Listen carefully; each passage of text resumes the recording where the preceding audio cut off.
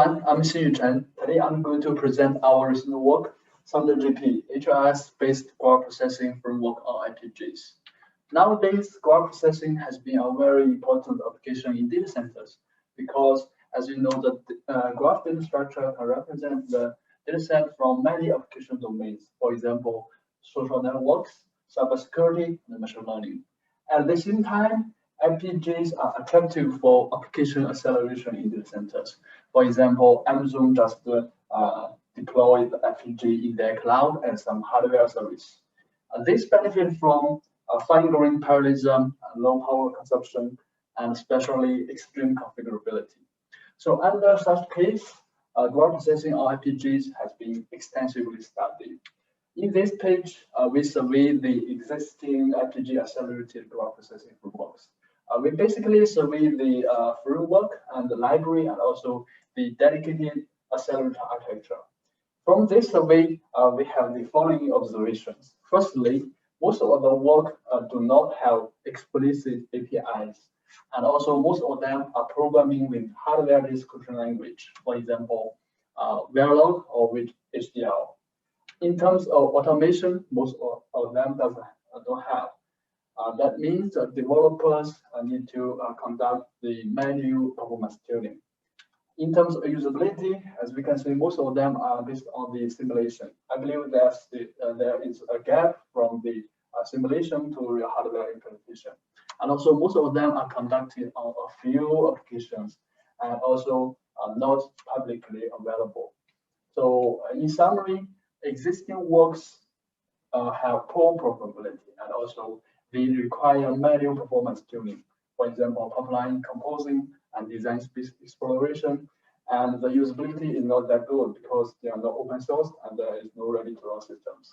So we think there is no gap between high-level graph processing applications and the underlying FPGA platform. So we conclude there is a need of easy-to-use and high-performance system for supporting graph processing on FPGAs. Of course, there are a set of challenges to achieve high throughput and easy to use. Here, I will talk about our solutions for these challenges.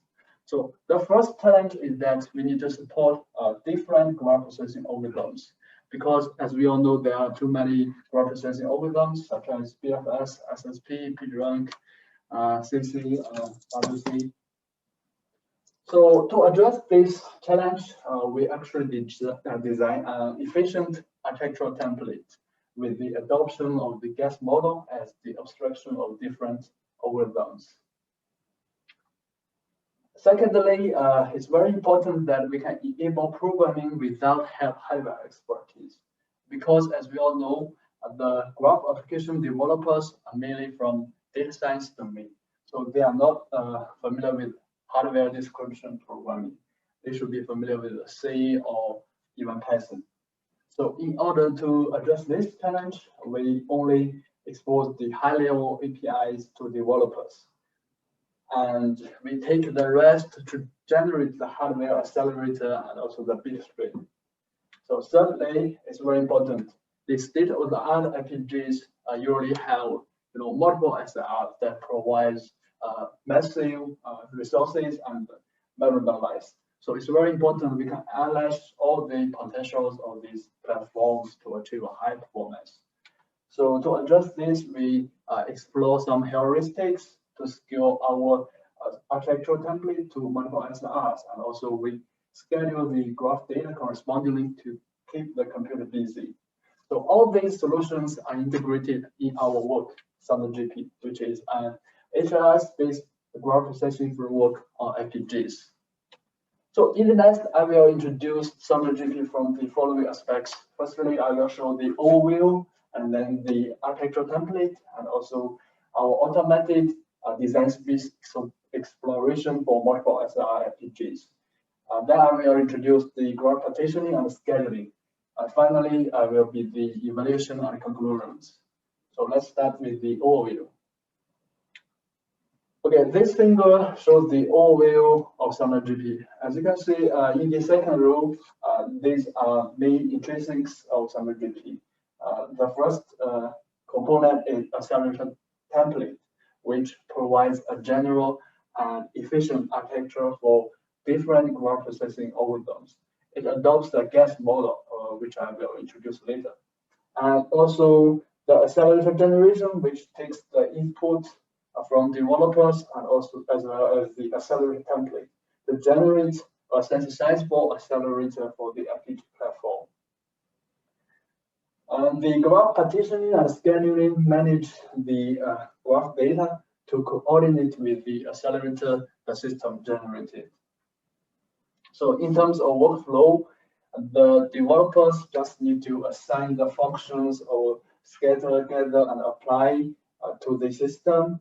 And the developers also need to assign the underlying hardware platform because the system requires some specs of the FPGA platform, such as a number of SLRs and memory minimize, this kind of stuff. In the next, the system will automatically generate the accelerator. And after the accelerator is generated, the developer just need to assign the graph data to the APIs for graph partitioning and scheduling. So finally, the application is running on the underlying platform. Currently, ThunderGP relies on the Xinyu development environment. So in the next, I will introduce the architectural template. So as I mentioned before, our architectural template adopts the guess model for graph processing. It contains 3 stages: gather, scatter, and apply. So for the scatter stage, basically for our edge, an update tuple is generated with format of destination and a value. So let's take this example graph as the example. For example, the vertex 1, it has vertex 7 and 2 as its neighbor. So in this case, 2 update tuples will be generated with destination of 2 and 7 respectively. And also the x, y are calculated by the vertex 1's property and also the edge properties. So for the gather stage, basically it accumulates values to destination vertices. So in this case, the x and y will be accumulated to the property of vertex 2 and vertex 7 respectively. So we firstly need to read their property and accumulate with the value and then write back. So after all the edges finish the scatter and gather stages, an apply function is applied on all the vertices for the next iteration. As you can see, the guess model has 3 function stages. So correspondingly, we expose 3 functional APIs to developers, so the developers can, modify these 3 APIs to achieve different hardware accelerators.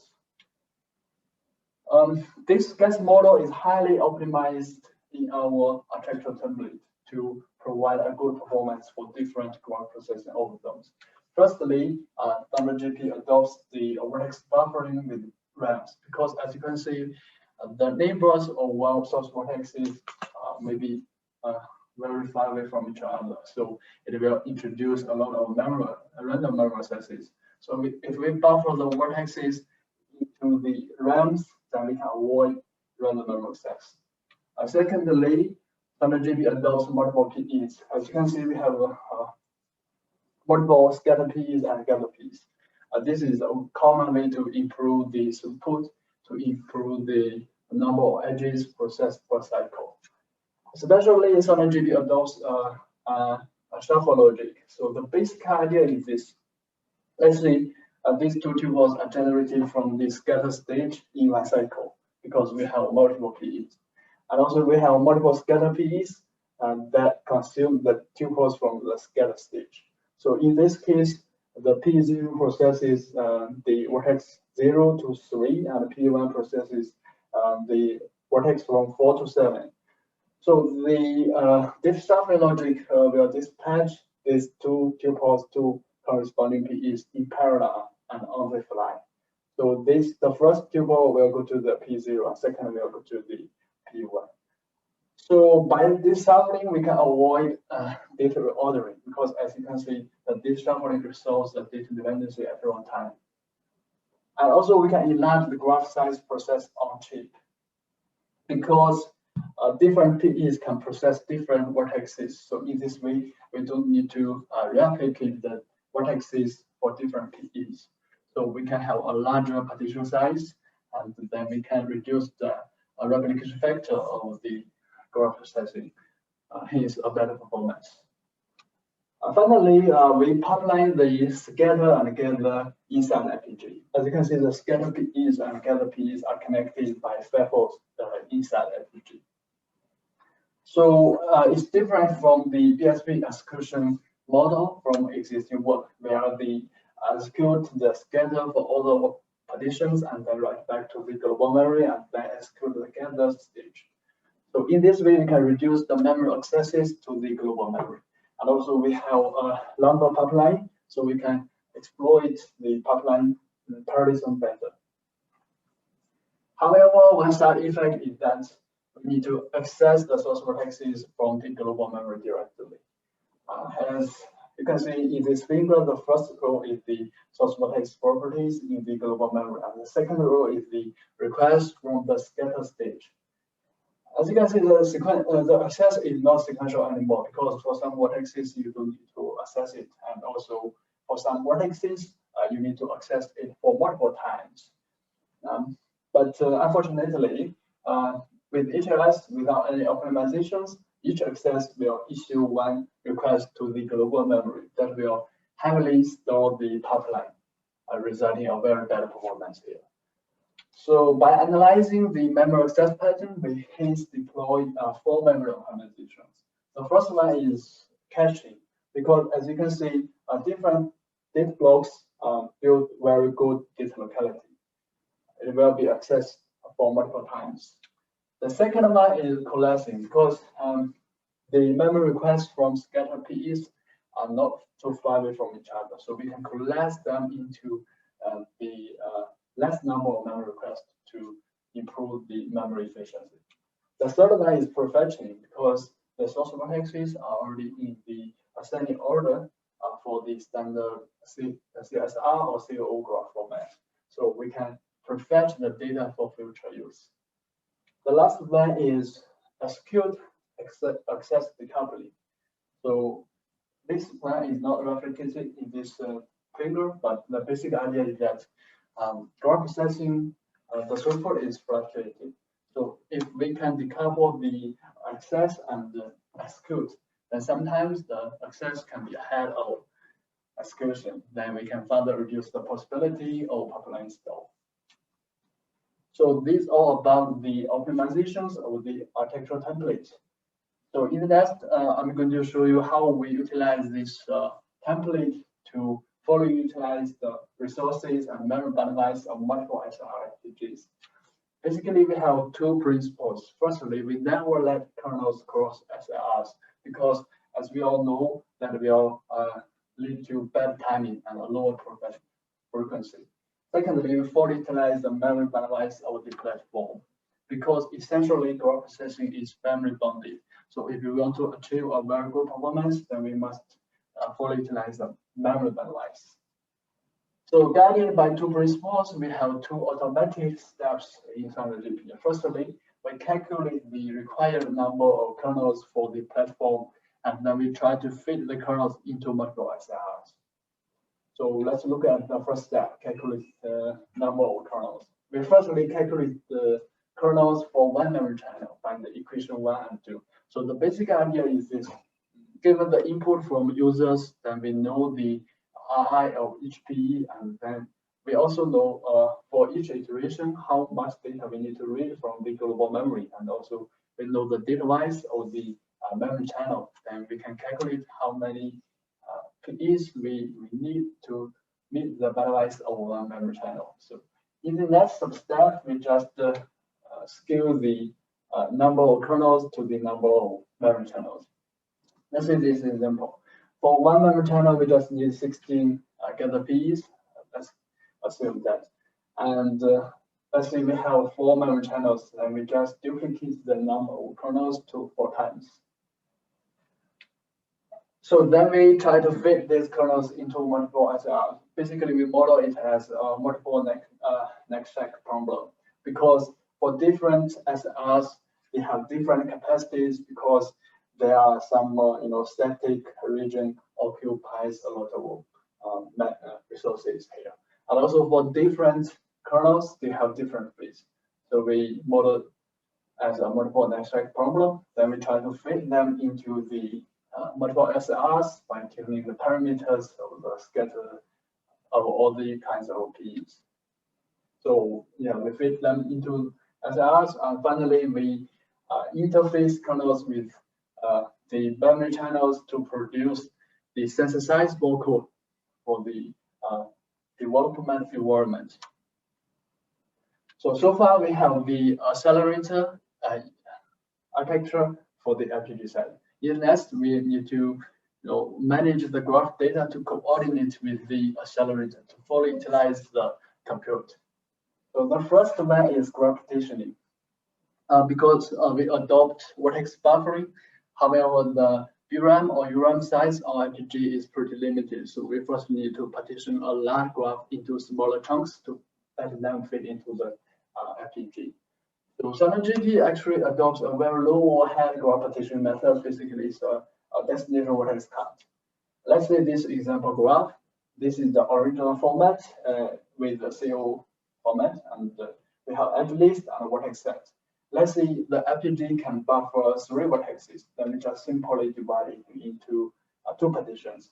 The partition 1 with the vertex from 0 to 2, and the partition 2 with vertex from 3 to 5. And also for each partition, it contains the edges whose destination vertex is in current vertex set. So as you can see, for this partition method, there is no edge reordering or sorting operations. And also the complexity is just OE. So it's a very low processing overhead. So in next, we need to schedule these partitions to the accelerator, because we have multiple SLRs and we have multiple kernels and multiple memory channels. So the first step we do is divide a partition into multiple chunks with edges equally partitioned. The benefit is that for some small graphs that only has 1 partition, we can still fully utilize the number of compute units here. So in that, we actually proposed a regression model to estimate the execution time of each chunk. Then with this execution time, then we can use a greedy solution to find the optimal scheduling plan. So finally, we can schedule the chunks into the hardware units. Yeah, that's all about the graph data management. In the next, I will show you the evaluation. So we conduct the experiments on 2 hardware platforms and 7 applications, as well as 14 datasets, publicly available datasets. Firstly, we evaluate the memory optimizations of the accelerator template.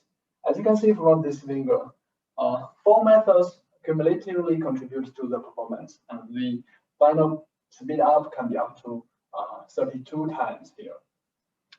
Then we evaluate the scalability by varying the number of SLRs and number of memory channels. As you can see from this figure, our scalability is very close to the maximum theoretical speed up, which is 4 here, because we have a total of 4 memory channels for different platforms here.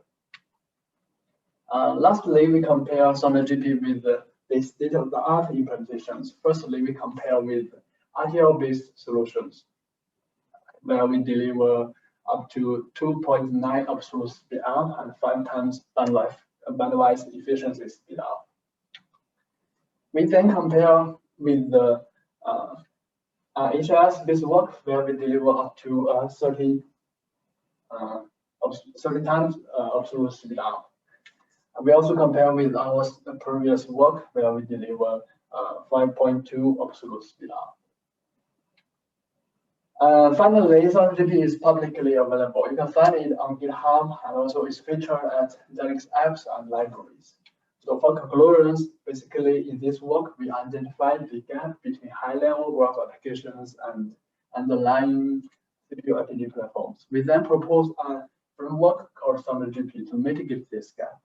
So ThunderGP finally delivers 2.9 times speed up over the state-of-the-art even RTL-based work. And more especially, ThunderGP is based on the real hardware implementation, while this state-of-the-art work is based on simulation. More importantly, with ThunderGP, the developers only need to write a few high-level functions without any hardware expertise. Finally, is the acknowledgement. So that's all about my presentation. Thanks for listening.